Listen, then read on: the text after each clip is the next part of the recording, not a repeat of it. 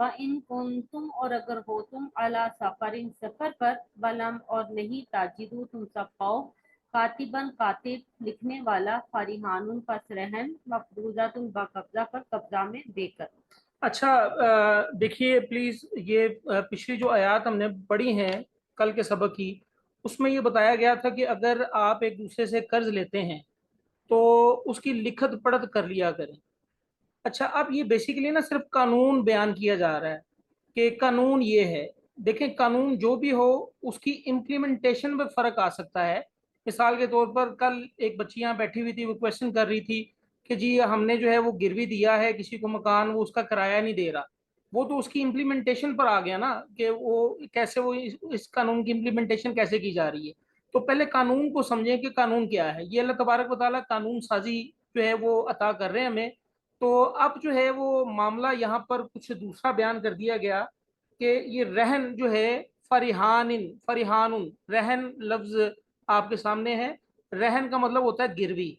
आजकल जो गिरवी हमारे यहाँ चला हुआ है ना मामला, वो ये चला हुआ है, मिसाल के तौर पर अगर जो है वो मुझे एक मकान की ज़रूरत है, तो मैं किसी शख्स को जो है वो 10 लाख रुपए दूंगा और 1 साल के लिए वो मकान अपने कब्जे में ले लूंगा। इसको गिरोह बोलते हैं। आम आम फहम में हम जो है वो गिरोह, जी मकान गिरोह ले लिया, गिरवी ले लिया। अब उसमें हम रह रहे होते हैं और उसका किराया अदा नहीं कर रहे होते। अमूमन यहाँ हमारे ये तस्वुर पाया जाता है रहन का, गिरवी का। इस्लाम में ये तस्वर ऐसा नहीं है, याद रखिएगा। यहाँ अल्लाह तबारक व तआला फरमा रहे हैं, देखिए पिछली आयत में अल्लाह ने कहा कि अगर जो लेन देन हो उधार पर, उसको लिख लिया करो। अब यहाँ पर मामला ये है कि वह इन कुन तुम अला सफर, तुम सफर पर हो, मुसाफिर हो, तुम्हें कोई नहीं जानता। वलन तजिदू कातिबन, और तुम्हारे पास लिखने वाला कोई नहीं है। जाहिर सी बात है, कौन एतमाद करेगा। मैं यहाँ से किसी दूसरे शहर में चला जाऊं और मुझे कुछ पैसों की जरूरत पड़े और मैं कहूँ जी मुझसे लिखत पढ़त करवा ले और मुझे जो है वो कुछ पैसे उधार दे दें, तो मुझ पर तो कोई एतबार नहीं करेगा। तो अल्लाह तबारक व तआला फरमा रहे हैं फरिहान मकबूजा, तो गिरवी चीज दे के तुम कर्ज ले सकते हो, इसका मतलब ये है। अच्छा, इसकी कुछ सूरत जरा थोड़ी सी समझ लें कि रहन की जो है ना वो 4 सूरतें हैं। गिरवी रखने की, गिरवी की 4 सूरतें हैं। रहन के मुतालबे की 4 मुमकिन सूरतें, सफर हो या हजर हो। सफर का मतलब तो आपको पता है ना, हजर का मतलब जो मुकीम होता है मुराद वो। सफर हो या हजर हो और कातिब ना मिल रहा हो, तो दो ये सूरतें हैं, यानी सफर है या हजर है, या बंदा सफर में है, मुसाफिर है या मुकीम है, और कातिब नहीं मिल रहा, तो वो जो है वो रहन रखवा के, कोई चीज गिरवी रखवा के कर्ज ले सकता है। ठीक है। और दूसरा जो है वो ये है कि सफर या हजर, सफर हो या हजर हो, दोनों जगहों पर कातिब मिल सकता है, लिखने वाला मिल सकता है, मगर कर्ज देने वाला महज तहरीर पर एतमाद नहीं करता। वो कहता है भैया मैं जो कर्ज दे रहा हूं ना, इसके बदले कुछ चीज मेरे पास रखवाओ। तो दो सूरत हाल ये होगी, टोटल 4 सूरत हाल हैं कि सफर हो या हजर हो और कातिब ना मिल रहा हो, दो सूरतें ये हैं। और बाकी दो सूरतें क्या है, सफर हो और या हजर हो और कातिब मिल रहा हो, लेकिन जो है वो कर्ज देने वाला एतमाद ना कर रहा हो। तो ये भी जो है ना इसकी एक दो सूरतें ये निकल आई। तो अच्छा, आप इसमें ये देख लें कि कर्ज की वापसी की जमानत के तौर पर रहन का मुतालबा हो सकता है। जैसे कि हज़रत आयशा रज़ी अल्लाह तआला अन्हा फरमाती हैं कि रसूलुल्लाह सल्लल्लाहु अलैहि वसल्लम ने एक यहूदी से उधार अनाज खरीदा, घर के लिए खानगी मामलात को, जरूरियात को पूरा करने के लिए। नबी अलैहिस्सलातु वस्सलाम ने एक यहूदी से उधार अनाज खरीदा और आप सल्लल्लाहु अलैहि वसल्लम ने अपनी ज़िरा बतौर रहन उसके पास रखी थी। ये बुखारी की हदीस है। और ये रहन जो है वो हजर में है, यानी नबी सल्लल्लाहु अलैहि वसल्लम मुकीम थे, सफर में नहीं थे, मुकीम थे। और बगैर किसी तहरीर के ये वाक़या हुआ, यानी कोई किताबत नहीं हुई, कोई लिखत पढ़त नहीं हुई। और नबी अलैहिस्सलातु वस्सलाम ने जो है वो एक जमानत के तौर पर ज़िरा रखवा दी। तो अच्छा, अब इसमें जो है ना रहन के कुछ मसाइल सुन लें। ये जो गिरवी के जो कुछ मसाइल हैं ये ज़रा सुन लें कि जो मरहूना चीज़, जो प्लेज की जाएगी ना चीज़, जिसको रहन रखवाया जाएगा, उसके नफे नुकसान का जो मालिक होगा ना वो राहिन होगा, यानी असल जो मालिक है। मिसाल के तौर पर मैंने अगर आपको उधार दिया है और आपसे कोई चीज मैंने ले ली, तो उस चीज पर अगर कोई नफा होगा या नुकसान होगा उसका मैं जिम्मेदार नहीं हूं, वो आप पर है। यानी जिसके पास रहन चीज रखी गई है, मसलन मिसाल के तौर पर जैद ने बकर के पास गायें रहन रखी थी। जैद एक पार्टी है, उसने बकर के पास जो है वो अपनी गायें रहन रखवा दी, वो गायें मर गई या चोरी हो गई, तो ये नुकसान किसका होगा? जिसकी वो चीज है, जिसकी गायें हैं। हाँ जिसकी गाय है उसका नुकसान है। तो ये नुकसान जैद का होगा, बकर का नहीं होगा।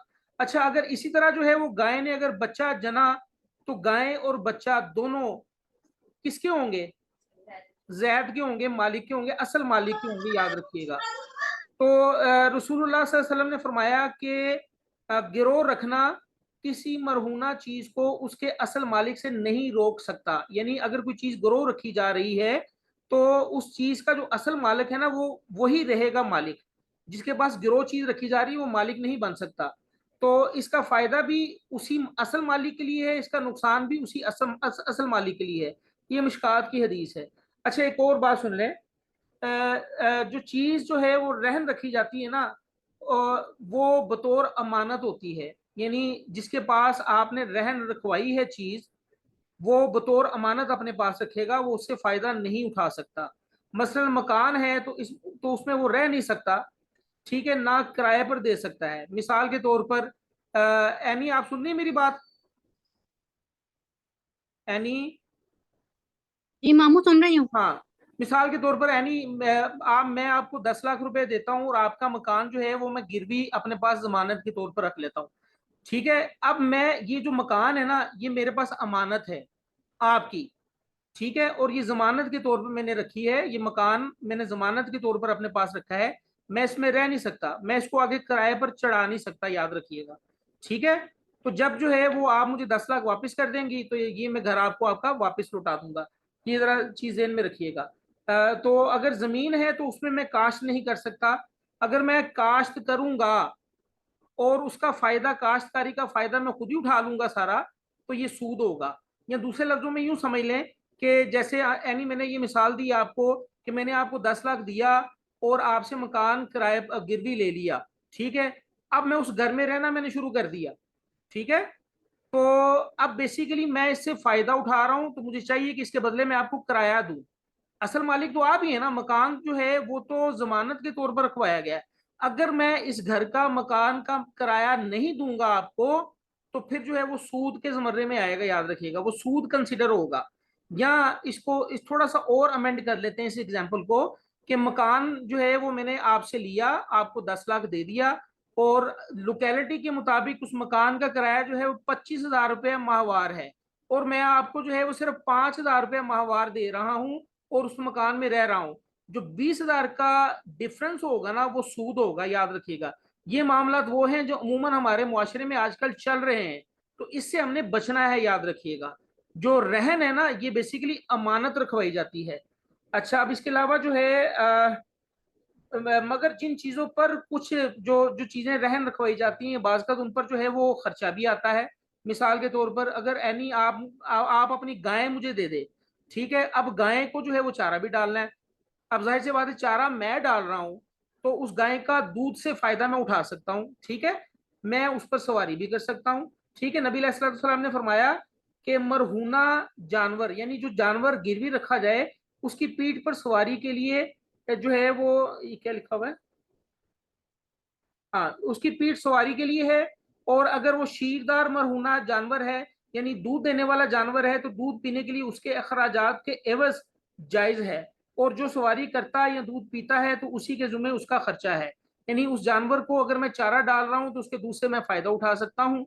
ठीक है, अगर वो घोड़ा है तो घोड़े को खाने पीने के लिए दे रहा हूँ, तो घोड़े को मैं सवारी के लिए इस्तेमाल कर सकता हूँ। लेकिन चीज वो आपकी है, मेरी नहीं है। ठीक है, मेरे पास जो है वो अमानत के तौर पर है। ठीक है, और अगर, अच्छा, अब यहाँ गिरवी के अलावा भी मामला बताया गया। फ़इन, फ़ाइन, फिर अगर अमीना एतमाद किया गया, इत्मीनान हो जाए, बाजुकुम तुम में से एक को बाजन दूसरे पर। अच्छा, रहन जो है वो तब रखा जाता है जब एतमाद ना हो एक दूसरे पर। तो यहाँ अल्लाह तबारक व तआला फरमा रहे हैं कि अगर एक दूसरे पर एतमाद है तुम में, ठीक है, तो फिर क्या करो? फल जो अदिल्लजी, फिर चाहिए कि वो अदा करे जो तुमिना, जो अमानत रखी गई है, अमानता हो, अमानत उसकी। یعنی اب جو ہے نا یہاں پر یہ فرمایا جا رہا ہے کہ اگر جو ہے وہ ایک دوسرے پر اعتماد کرتے ہو تو رہن اگر نہ بھی رکھو تو جس کو جو امانت دی گئی ہے، جو قرض دیا گیا ہے، وہ اپنا قرض لٹائے. وَلْيَتَّقِ اللَّهَ رَبَّهُ، اور چاہیے کہ وہ ڈرے اللہ تعالیٰ سے، ربہ جو اس کا رب ہے. یہاں اللہ تعالیٰ نے اپنے آپ سے ڈرایا بھی، کیونکہ یہاں گروی نہیں رکھی گئی کوئی چیز، صرف جو ہے وہ اعتماد پر بات چل رہی ہے. تو اللہ تعالیٰ نے کہا کہ وَلْيَتَّقِ اللَّهَ وَلْيَتَّقِ اللَّهَ رَبَّهُ، کہ چاہیے کہ وہ ڈرے اللہ سے جو اس کا رب ہے. بھلا اور نہ تک تم شہادت، تم سب چھپاؤ شہادت کو، گواہی کو. یعنی گواہی کو نہ چھپاؤ. اب دیکھیں جہاں اعتماد کی بات آ گئی نا، تو وہاں جو ہے وہ امانت جو دی گئی ہے وہ امانت لٹانی پڑے گی، اس کو جو ہے وہ چھپایا نہیں جائے گا کہ بھئی میں نے تو پیسے لیے نہیں، یہ نہیں کہا جائے گا.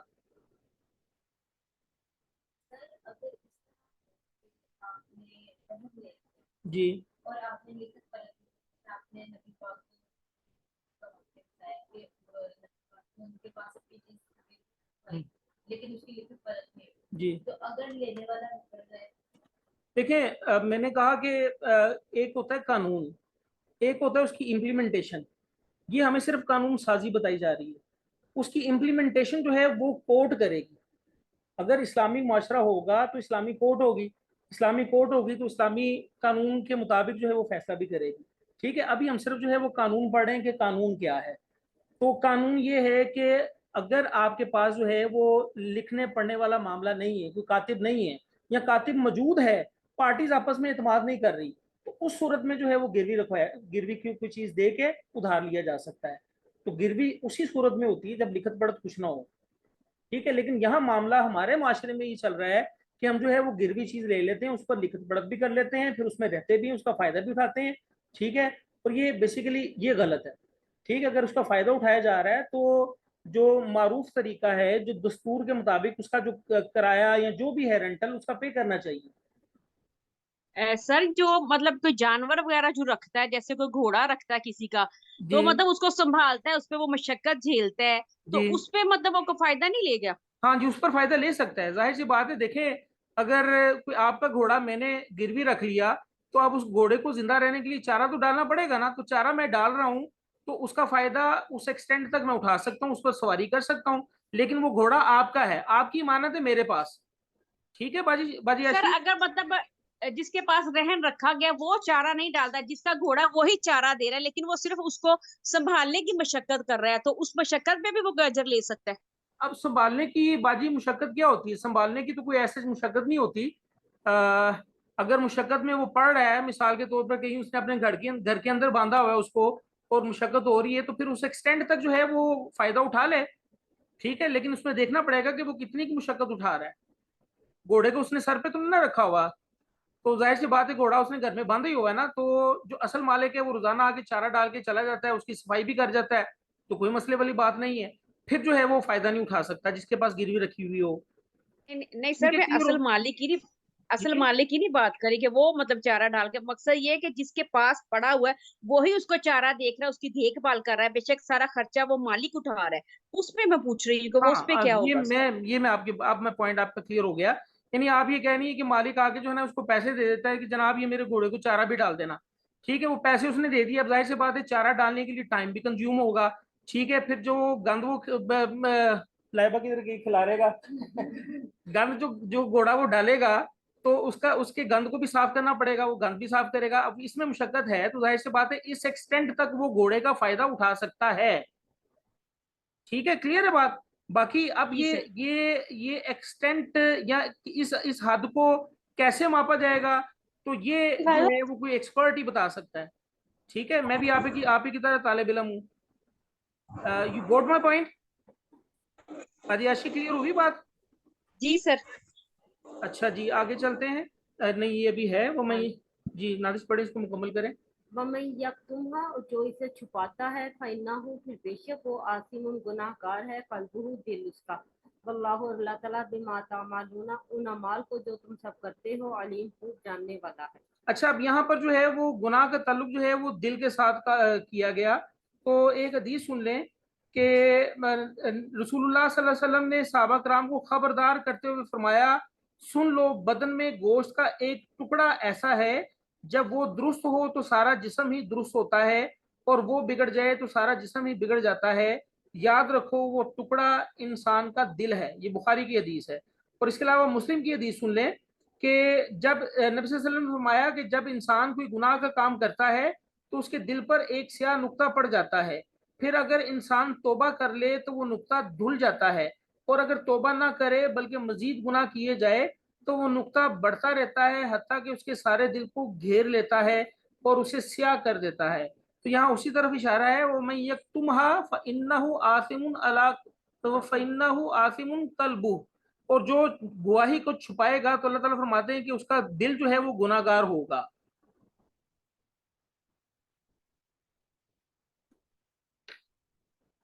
لاسٹ والی کون ہے؟ سیکنڈ لاسٹ والی جی. للہ ما فی السماوات, اللہ ہی کے لیے ہے جو کچھ آسمانوں میں ہے, و ما فی الارض, اور جو کچھ زمین میں ہے. وَإِن تُبْدُوا, اور اگر تم ظاہر کرو, ما فی انفسکم, جو تمہارے دلوں میں ہے, او تخفوہ, یا تم اسے چھپاؤ, یحاسبکم, محاسبہ کرے گا تمہارا, حساب لے گا تم سے, بہ اللہ, اس کا اللہ تعالیٰ. جی یہ بڑی مشہور جو ہے وہ آیت ہم پڑھ رہے ہیں, للہ ما فی السماوات و ما فی الارض, اور آسمانوں اور زمینوں میں جو کچھ بھی ہے وہ اللہ تعالیٰ کے لیے ہے. وَإِن تُبْدُوا مَا فِي أَنفُسِكُمْ أَوْ تُخْفُوهُ يُحَاسِبْكُم بِهِ اللَّهُ, اور جو تم ظاہر کرو یا اپنے دلوں میں چھپا لو تو اس کا محاسبہ کرے گا اللہ تبارک و تعالیٰ. دیکھیں اب اس آیت میں نا اللہ تعالیٰ کی 3 صفات کا ذکر ہے. ایک ملک کا, ملکیت, للہ ما فی السماوات, یعنی وہ ہر وہ ہر چیز کا مالک ہے. اور دوسرا جو اللہ تعالیٰ کی صفت جو یہاں بیان کی گئی ہے وہ علم ہے, نالج, ٹھیک ہے, یعنی علم, یعنی اس کے علم کی اتنی وسعت ہے کہ وہ دلوں کے راز تک جانتا ہے. وَإِن تُبْتُوا مَا فِي أَنفُسِكُمْ أَوْ تُخْفُوهُ, تم ظاہر کرو کسی بات کو یا اپنے دلوں میں چھپا لو, اللہ تعالیٰ جو ہے اس کو جاننے والا ہے. اور تیسری جو صفت اللہ تعالیٰ کی بیان کی وہ ہے یحاسبکم بہ اللہ, کہ اللہ تعالیٰ قدرت رکھتا ہے کہ اس کا محاسبہ کرے. ٹھیک ہے, یعنی اللہ تعالیٰ سزا دینے اور معاف کرنے کے کلی اختیارات اللہ تعالیٰ کے پاس ہیں. فَيَغْفِرُ, پھر وہ بخش دے گا, لِمَن یشاء, جسے چاہے گا, وَيُعَذِّبُ, اور وہ عذاب دے گا, مَن یشاء, جسے چاہے گا. واللہ, اللہ تعالیٰ, علی کل شیء قدیر, ہر چیز پر قادر ہے. اچھا اب یہاں پر جو ہے وہ بڑی یہ عجیب سی آیت ہے, عجیب اس سینس میں کہ یہاں اللہ تبارک و تعالیٰ فرما رہے ہیں کہ تم جو چیز ظاہر کرو یا تم اپنے دل میں چھپاؤ, اللہ تعالیٰ اس کا حساب تم سے لے گا, اور اللہ تعالیٰ جس کو چاہے گا بخش دے گا اور جس کو چاہے گا عذاب دے گا, کیونکہ اللہ تعالیٰ جو ہے ہر چیز پر قدرت رکھنے والا ہے. اور یہ جو ہے وہ سیدنا علی رضی اللہ تعالیٰ عنہ فرماتے ہیں کہ جب یہ آیت نازل ہوئی تو اس نے ہمیں غمزدہ بنا دیا. ہم نے خیال کیا کہ اگر کسی کے دل میں گناہ کا خیال بھی آئے تو اس کا بھی حساب ہوگا, پھر معلوم نہیں کہ اس کی معافی ہو یا نہ ہو, کیونکہ اللہ تعالیٰ تو فرما رہے ہیں فَيَغْفِرُ لِمَن يَشَاءُ وَيُعَذِّبُ مَن يَشَاءُ. تو یہ بات انسان کے اختیار سے باہر ہے, ظاہر سی بات ہے, انسان دل جو ہے وہ انسان کے اختیار میں تو نہیں ہوتا نا. کئی جو ہے وہ خیالات دل میں آ جاتے ہیں, آگے چلے جاتے ہیں, انسان کو پتہ بھی نہیں چلتا بعض اوقات.